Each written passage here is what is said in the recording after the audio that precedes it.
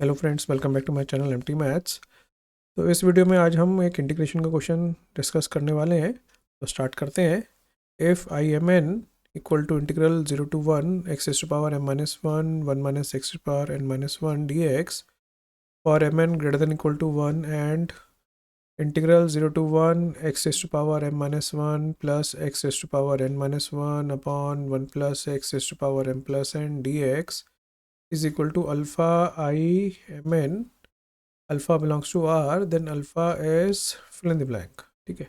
तो क्वेश्चन क्या कह रहा है कि उसने एक इंटीग्रल दे रखा है फर्स्ट लाइन में जो कि एम और एन पे डिपेंडेंट है। एम और एन की वैल्यू 1 या 1 से बड़ी है, तो उसका नाम हमने आई एम एन रख दिया है। तो अपन को इस इंटीग्रल को आई एम एन की फॉर्म में कन्वर्ट करना है। तो आगे ये कांस्टेंट क्या मल्टीप्लाई हो रहा होगा अगर ये दोनों इक्वल हैं तो। ठीक है। तो सबसे पहला स्टेप तो मेरे को इस आई एम एन को थोड़ा ध्यान से देखना पड़ेगा और हम ये सोचने की कोशिश करेंगे क्या हम एम आर एन को आपस में कुछ रिलेट कर सकते हैं। तो देखते हैं। तो हमने ये आई एम एन लिख दिया है कुछ ये। तो यहाँ पे इंटीग्रल लिमिट्स हैं 0 to 1, तो 0 to a वाली प्रॉपर्टी की तरफ दिमाग जा रहा है। और इस 1 माइनस एक्स ने भी हिंट दिया है कि हम यहाँ पे देखेंगे अपर लिमिट 1 है और ये 1 माइनस एक्स बना हुआ है। तो मैं कुछ ये प्रॉपर्टी इसमें अप्लाई करने वाला हूँ। 0 to a f x d x equal to 0 to a f a minus x d x. तो ये प्रॉपर्टी कहती है जहाँ जहाँ एक्स दिख रहा है वहाँ पे मैं अपर लिमिट माइनस एक्स डाल सकता हूँ। इंटीग्रेशन सेम रहती है, इंटीग्रेशन पे कुछ फ़र्क नहीं पड़ता। तो जहाँ जहाँ मेरे को इस इंटीग्रेशन में एक्स दिख रहा है वहाँ पे मैं 1 माइनस एक्स डाल दूँगा। तो इंटीग्रेशन पे फ़र्क नहीं पड़ेगा, वो आई एम एन ही रहेगी। तो फर्स्ट टर्म बन जाएगी कुछ ये, और यहाँ पे पुट करूँगा तो 1 माइनस एक्स, तो सिर्फ एक्स बचेगा। तो ये बन जाएगा कुछ ये। तो ध्यान से देखोगे ये दोनों जो टर्म्स हैं, मतलब हम पावर की बात नहीं कर रहे, बेस की बात कर रहे हैं, वो दोनों आपस में इंटरचेंज कर गई हैं। ये बन गया 1 माइनस एक्स की power m minus one x की पावर एन माइनस वन। तो यहाँ पे एक्स की पावर क्या थी, एम माइनस वन, यहाँ पे एन माइनस वन बन गई। और यहाँ पे एक्स की पावर क्या है, एन माइनस वन, तो यहाँ पे बन गई 1 माइनस एक्स की पावर एम माइनस वन। इसका मतलब हो गया कि एम और एन ने अपना रोल रिवर्सल कर लिया है, मतलब आपस में स्वैप कर गए, आपस में इंटरचेंज कर गए। इसका मतलब हो गया मैं इस इंटीग्रल का नाम अब आई एन एम भी रख सकता हूँ, मतलब मैं एम की जगह एन डाल दूँ और एन की जगह एम डाल दूँ, तो इंटीग्रल पे कुछ फ़र्क नहीं पड़ रहा। मतलब हम इस इंटीग्रल में एम और एन की वैल्यू को आपस में इंटरचेंज करके लिख सकते हैं। इंटीग्रल बुरा नहीं मान रहा, वो सेम रह रहा है। ठीक है। तो पहली कंडीशन आ गई अपनी ये, इसको नंबर 1 दे देते हैं। ठीक है। I m n equal to I n m.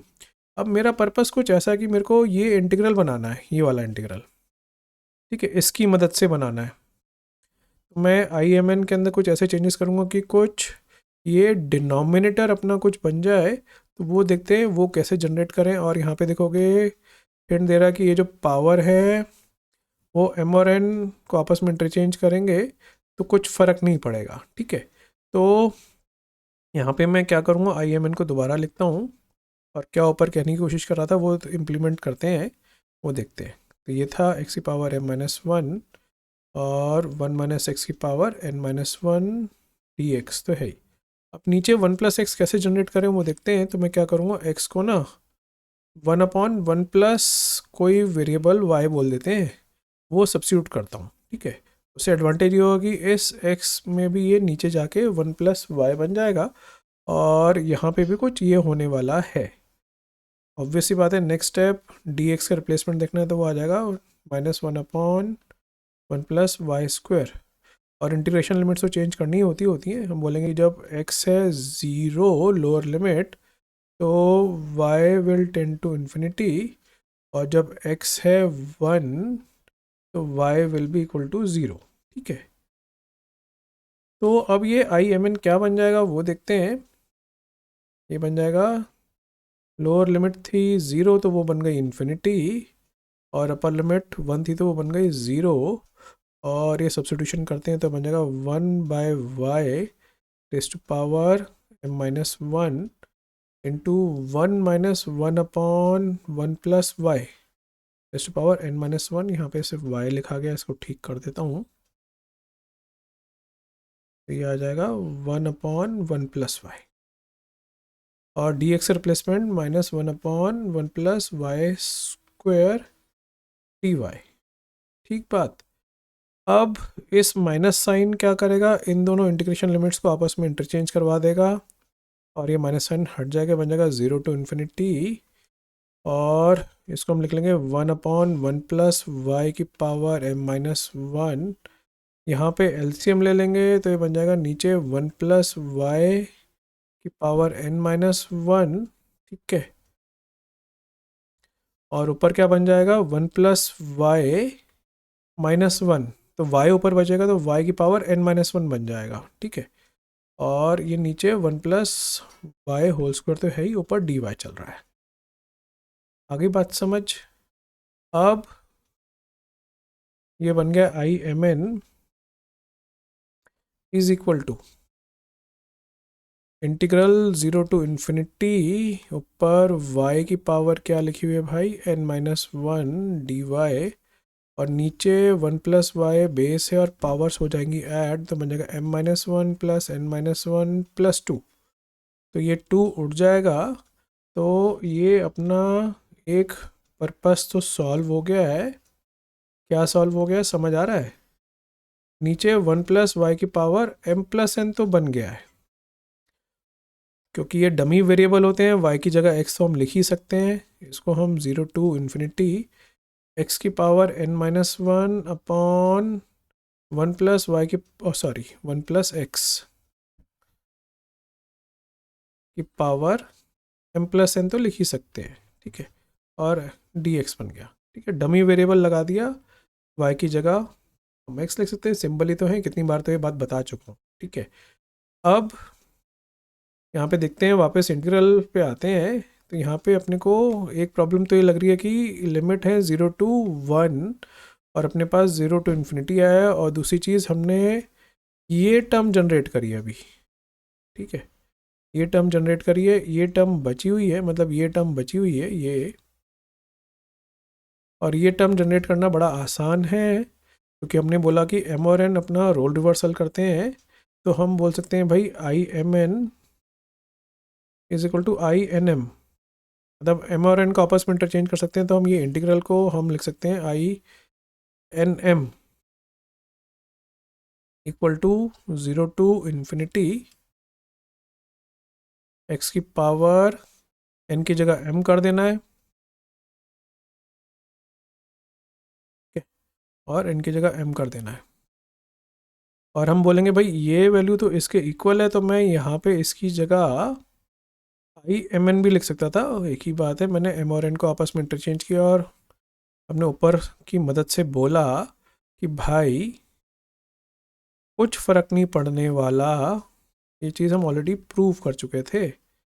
अब ये दोनों इंटीग्रल्स को मैं ऐड अप कर देता हूँ, इन दोनों को,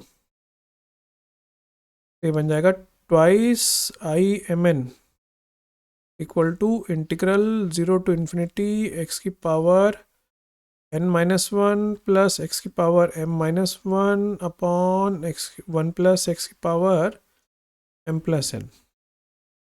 ठीक है जी। अब यहाँ पे अपने पास एक दिक्कत तो ख़त्म हो गई है, मैंने ये इंटीग्रल के अंदर जो था ये फंक्शन मैंने ये तैयार कर दिया है। हमारी ये लिमिट्स की दिक्कत अभी वहीं की वहीं है, 0 to 1 इस लिमिट्स को करना है। पर मैंने लिमिट्स यहाँ पे अभी फ़िलहाल देख रहा हूँ तो 0 to ∞ है।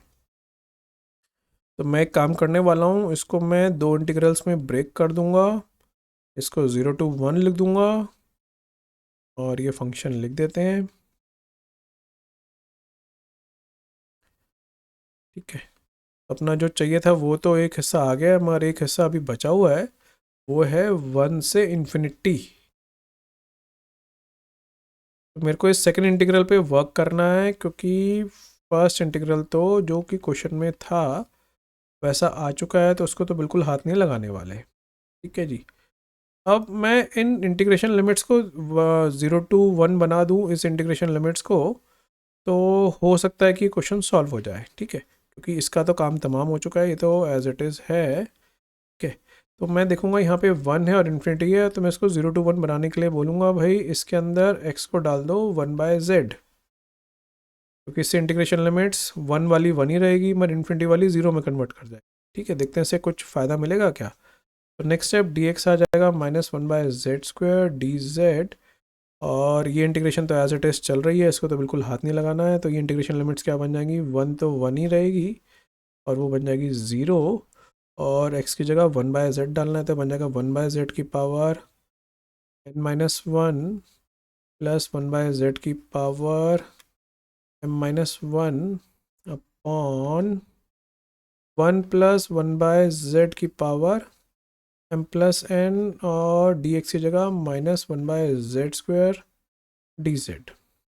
ठीक है भाई, प्लस अब ये माइनस साइन से मैं इंटीग्रेशन लिमिट्स को पलट दूंगा, ये बन जाएगा 0 to 1, और यहाँ पे एडिशन करूँगा तो ये बन जाएगा z की पावर m-1 प्लस z की पावर n-1 अपॉन एलसीएम, तो ये आ ही गया था। मैंने एलसीएम लिया न्यूमरेटर में, डिनोमिनेटर में भी एलसीएम ले लेता हूँ z का, ये बन जाएगा कुछ ये, और z की पावर m प्लस n पहुँच जाएगी ऊपर। ठीक है, ये वाली टर्म जब एलसीएम लिया, ये टर्म, तो z की पावर m प्लस n पहुँच गई ऊपर, और नीचे z² तो था ही dz। ठीक, अब कुछ होता हुआ लग रहा है, तो अब ये बन जाएगा, ये तो एज इट इज़ है, LHS था 2IMN प्लस, तो ये ध्यान से देखोगे, ये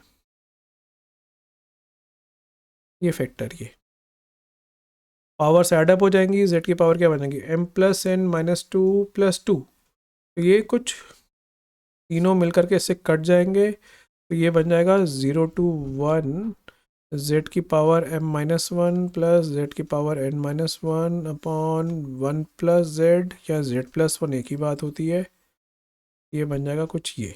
ठीक है, सही बात समझ, देख लो ध्यान से, और पता ही है डमी वेरिएबल है, इसकी वजह से ये जो इंटीग्रल लिखा हुआ था 0 to 1 पहला वाला, x की पावर m-1 प्लस x की power n-1 on 1 plus x की power m plus n dx, ये पहला इंटीग्रल लिखा था। सेकंड इंटीग्रल में बोलूँगा भाई z तो एक डमी वेरिएबल है डेफिनेट इंटीग्रेशन की वजह से, तो z की जगह अगर मैं सिंबल x रख दूँ और फंक्शन को बिल्कुल भी ना बदलूँ, लिमिट्स को बिल्कुल भी ना बदलूँ, तो इंटीग्रेशन रहती है सेम, डमी वेरिएबल का कंसेप्ट होता है। तो ये बन गया कुछ ये, देखोगे फर्स्ट और सेकंड इंटीग्रल बिल्कुल सेम हो गई, ये बन गया ट्वाइस 0 to 1।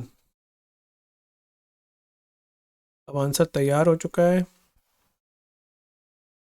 सिर्फ लिखना बचा आंसर, अल्फ़ा की वैल्यू लिखनी बची है, LHS 2IMN, ये 2 से 2 कट गया, तो ये जो इंटीग्रल था वही अपने को IMN की फॉर्म में लेके आना था, वो हम लेके आ चुके हैं। तो IMN से आगे क्या मल्टीप्लाई हो रहा है, क्वेश्चन उसी को अल्फ़ा बोल रहा है, तो अल्फ़ा की वैल्यू कितनी आ गई 1 अपना सर।